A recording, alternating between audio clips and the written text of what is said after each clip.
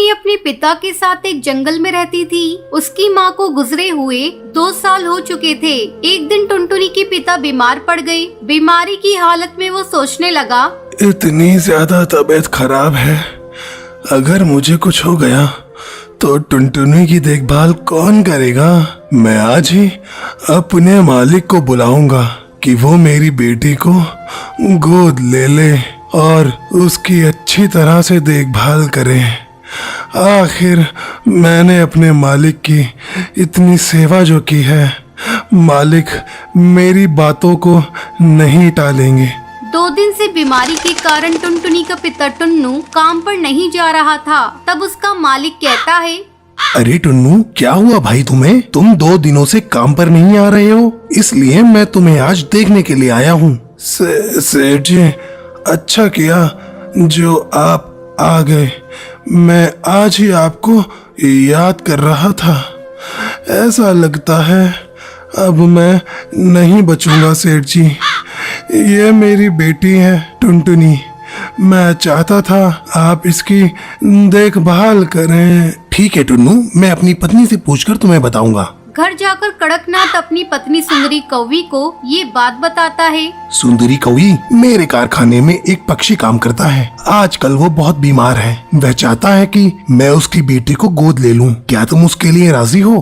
अरे कड़कनाथ, क्या बात करते हो जी? हमारा तो खुद ही एक बेटा है कालू, और मैं वर्कर की बेटी को क्यों गोद लूं? ऊपर से उसके पढ़ाई का खर्चा, फिर उसकी शादी की चिंता। मुझे तो ये ठीक नहीं लग रहा है। अरे सुंदरी कौवी, तुम जरा दिमाग से सोचो। वो पक्षी जो कुछ ही दिन का मेहमान है, मैं इतना पागल थोड़ी ना हूँ कि मैं एक मजदूर की बेटी को गोद लेकर अपनी बेटी बना लूं। मैंने तो सोचा कि तुम्हें एक मुफ्त की नौकरानी मिल जाएगी। ये तो बिल्कुल पते की बात कही है आपने। अब कड़कनाथ टुनटुनी को लेने जाता है। अपने पिता से अलग होते समय टुनटुनी फूट फूट कर रोती है।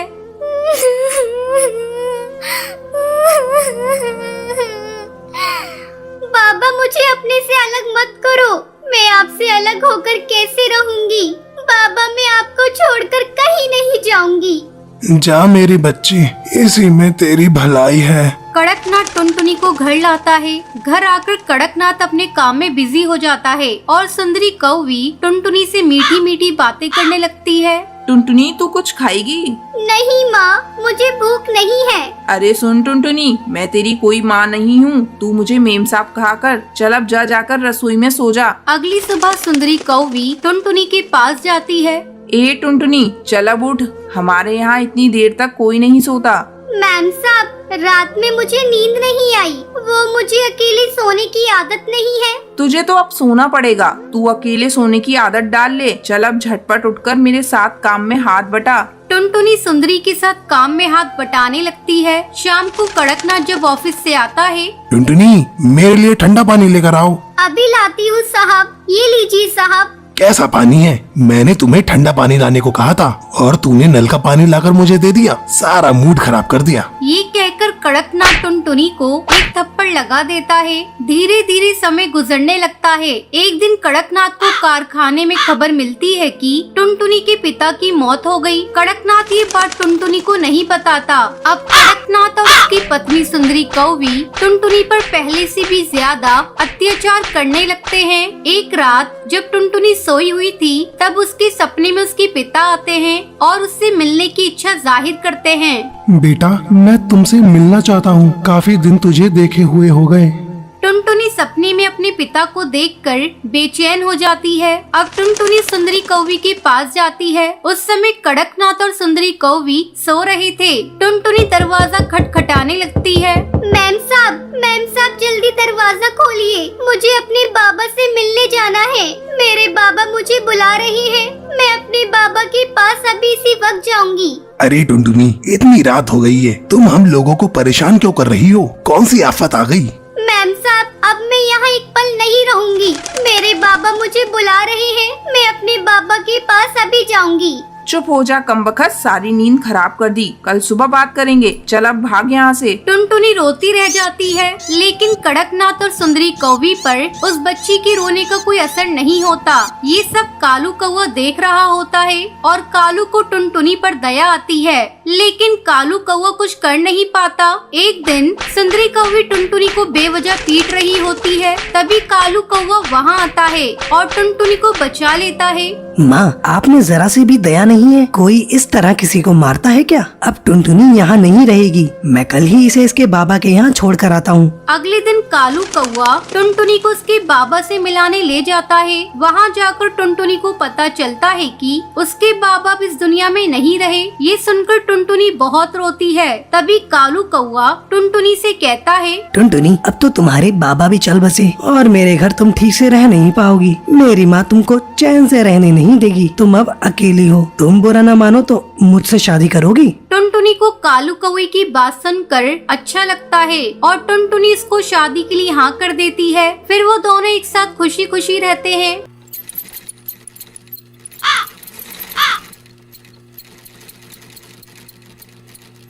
सुंदरवन जंगल में टुनटुनी चिड़िया अपनी माँ टूनी चिड़िया के साथ रहती थी। टुनटुनी चिड़िया को बचपन से ही सिलाई करने का बहुत शौक था।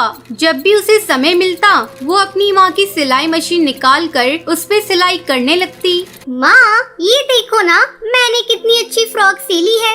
अरे वाह बिटिया, तूने तो बहुत अच्छी सिलाई की है। लेकिन बेटा, तू अपनी पढ़ाई पर भी ध्यान दे। मैं तुझे एक बड़ी अफसर बनाना चाहती हूँ। तेरी परीक्षा होने वाली है और तू सिलाई करने में लगी रहती है।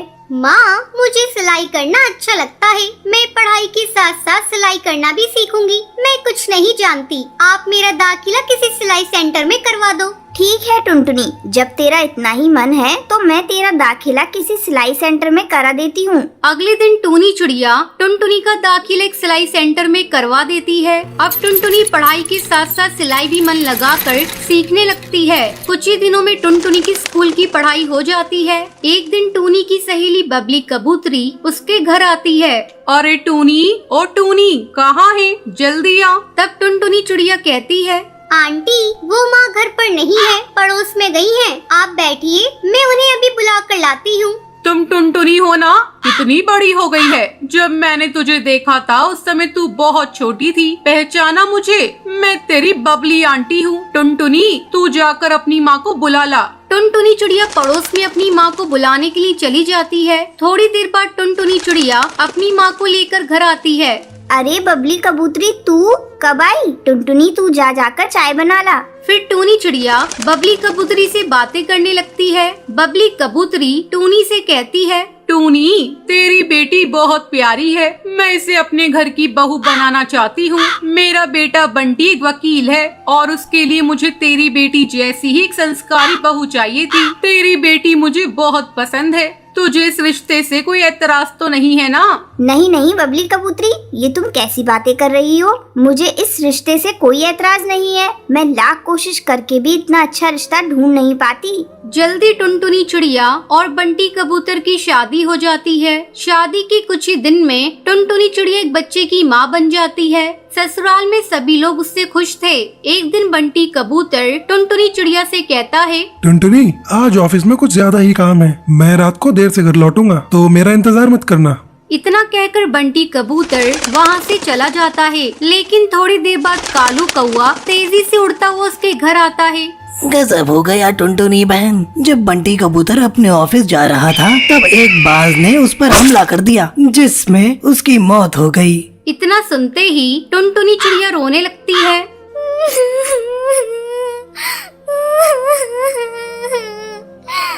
माँ जी, ये सब क्या हो गया? माँ जी, बंटी कबूतर के बिना भी ये घर कैसे चलेगा? टुनटुनी, तू हिम्मत मत हार बेटा।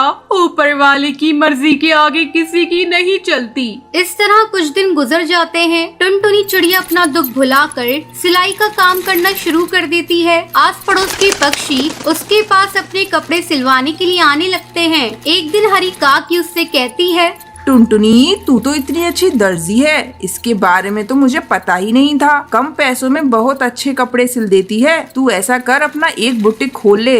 हाँ काकी, आपका सुझाव बहुत अच्छा है। मैं जल्दी ही अपना बुटीक खोलूंगी, लेकिन इसके लिए पहले मैं माँ जी से इजाजत लूंगी। हरी काकी के जाने के बाद टुनटुनी चिड़िया अपनी सास से बुटीक खोलने की इजाजत मांगती है। माँ जी, क्यों ना मैं अपना एक बुटीक खोल लूं, इससे अच्छी कमाई हो जाएगी। ठीक है टुनटुनी, तुझे जो अच्छा लगे वो कर। तू अपने बुटीक का अच्छे से काम कर, मैं तेरे बच्चे को संभाल लूंगी। जल्द ही टुनटुनी चिड़िया अपना बुटीक खोल लेती है। अब उसकी कमाई पहले से दुगनी हो गई थी। इस तरह टुनटुनी चिड़िया खुशी खुशी अपनी जिंदगी बिताने लगती है। सुंदरवन जंगल में कालू कौवा अपनी बीवी टुनटुनी और अपनी माँ टूनी के साथ रहता था। टुनटुनी और कालू कौवा टूनी के साथ बिल्कुल अच्छा बर्ताव नहीं करते थे। एक दिन कालू कौवा काम के लिए निकल जाता है। टूनी को बहुत भूख लगती है। वो टुनटुनी को आवाज लगाकर बोलती है, टुनटुनी बेटा, कुछ खाने को बना दो, बहुत भूख लग रही है। दोपहर भी हो गई है, मुझे दवाई लेनी है। खाने को भी मैं ही बना कर दूंगी। आपके हाथ पर क्या काम नहीं करते? दिन भर परेशान कर देती हो, कुछ तो काम कर लिया करो। बेटा, मुझसे काम नहीं होता, वरना मैं तुम्हें परेशान नहीं करती, मैं खुद ही सब कर लेती। हाँ हाँ, खाना खाने को बोल दो बस, तो भर भर कर खा लोगी। और थोड़े से काम का बोल दो तो हाथ पैर नहीं चलते इनके। इतना बोलकर टुनटुनी अपने कमरे में चली जाती है। टूनी चिड़िया भूखी ही रोते रोते अपने कमरे में जाकर सो जाती है। शाम को कालू कौवा नौकरी से आकर अपने कमरे में जाकर सो जाता है। टूनी चिड़िया भूखी प्यासी ही सोई रहती है, उसे कोई पूछने नहीं आता। दूसरे दिन टूनी की तबीयत खराब हो जाती है। टूनी कालू कौवे के पास जाती है और बोलती है, बेटा कालू, मेरी तबीयत आज कुछ ठीक नहीं है और मेरी शुगर की दवाई भी खत्म हो गई है, जरा बाजार जाकर ला दो।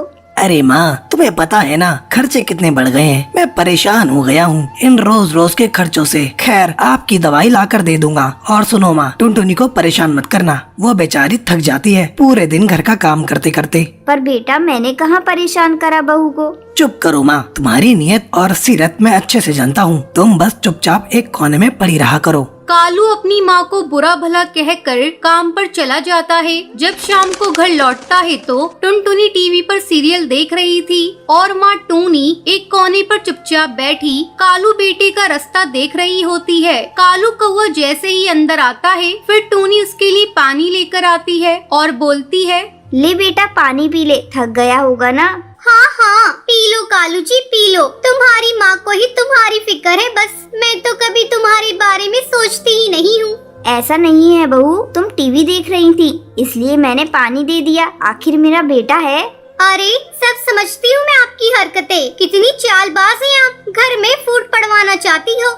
ऐसा कुछ नहीं है बहू, बेटा तू समझा बहू को, ये क्या कुछ बोल रही है। क्या समझाऊं है, क्या समझाऊं? सही तो बोल रही है, कोई काम होता नहीं तुमसे और मुझे देखकर सब काम खुद करने लग जाती हो। मुझे तो समझ नहीं आता कि कैसे झेलूंगा मैं तुम्हें माँ। मैं तो कहती हूँ इनको ना किसी वृद्धाश्रम में छोड़ाओ, जान खा रखी है इस बुढ़िया ने। हाँ, सुबह ही किसी वृद्धाश्रम में ले जाता हूँ। बेटा, मैं कहीं नहीं जाना चाहती, मुझे अपने से दूर मत कर, मैं मर जाऊंगी। तुम्हें जाना ही पड़ेगा माँ, तुम इस घर में रहने लायक नहीं हो। तुम्हें इज्जत की रोटी हजम नहीं होती माँ, और ना तुम हमें ठीक से रोटी खाने देती हो। अब हम ही इस घर को छोड़ देंगे, बस यही चाहती हो ना। कालू कौवे की बातें सुनकर टूनी रोते रोते बोलती है,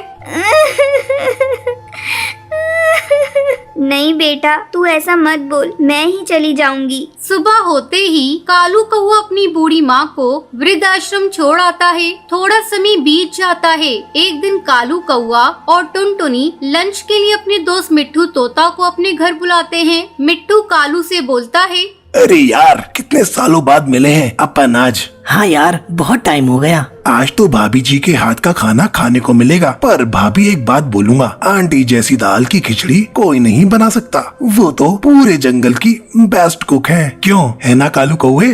हाँ यार। वैसे यार, आंटी है कहाँ, दिखाई नहीं दे रही है। यार, मैं और टुनटुनी उनसे परेशान हो गए थे, उन्होंने परेशान कर दिया था। खाना, दवाई और कितनी महंगी दवाइयाँ आती थी उनकी, तुझे तो पता ही है, तुझसे ही तो मंगवाता था मैं दवाइयाँ। हाँ सही बोल रहा है, पर जिसे तू नॉर्मल शुगर की दवाइयाँ समझकर मंगवाता था ना, वो तेरी माँ का तुझे दिया गया ऐसा कर्ज है जो तू कभी नहीं चुका सकता कालू। तू कभी आंटी के मन को समझ ही नहीं पाया। उनके मन में सिर्फ तेरे लिए प्यार था, और ये तेरी जिंदगी जो है ना, ये उसी दिन खत्म हो जाती जब तू 9 साल पहले हॉस्पिटल में एडमिट हुआ था। जिस माँ ने तुझे ये बोला था ना हॉस्पिटल में, बेटा परेशान मत हो, नॉर्मल पथरी का ऑपरेशन है, उस माँ ने अपनी जान की परवाह ना करते हुए तुझे एक किडनी दी थी। वो चाहती तो उस वक्त अपनी फिक्र करके तुझ जैसी औलाद को मरने देती, पर उन्होंने तुझे बचाया और थू है तुझ पर कालू। मिट्ठू की बातें सुनकर कालू की आंखों से आंसू बहने लगते हैं। दूसरे दिन ही कालू कौआ सुबह सुबह अपनी माँ को लेने आश्रम पहुँच जाता है। आश्रम में टूनी की तबीयत बहुत खराब होती है और वो बस कालू को ही याद करती रहती है। डॉक्टर कालू को देखते ही बोलती है, कैसे बेटी हैं आप, जो अपनी माँ को इतनी तकलीफ में भी यहाँ छोड़ गए। वो आपको इतना याद कर रही है और आप अपने ही जीवन में मस्त हैं। आप जैसे लोगों को अपनी माँ का जरा भी ख्याल नहीं होता।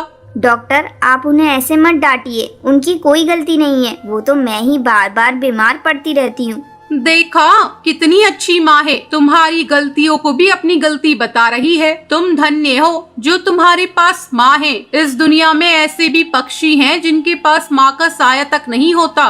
डॉक्टर की बातें सुनकर कालू अपनी माँ टूनी को रोते रोते गले लगाता है और बोलता है, माँ मुझे माफ कर दे माँ, मैं तेरे कर्जों को कैसे उतारूं? माँ मैंने तुझसे बहुत बुरा बर्ताव किया। माँ जी मैंने भी बहुत बुरी तरह से आपको परेशान किया, मुझे माफ कर दीजिए माँ जी। अरे मेरे बच्चों, माँ कभी अपने बच्चों से नाराज होती है? मैं तो बस हमेशा तुम्हें खुश देखना चाहती हूँ। और फिर तीनों खुशी खुशी घर आ जाते हैं।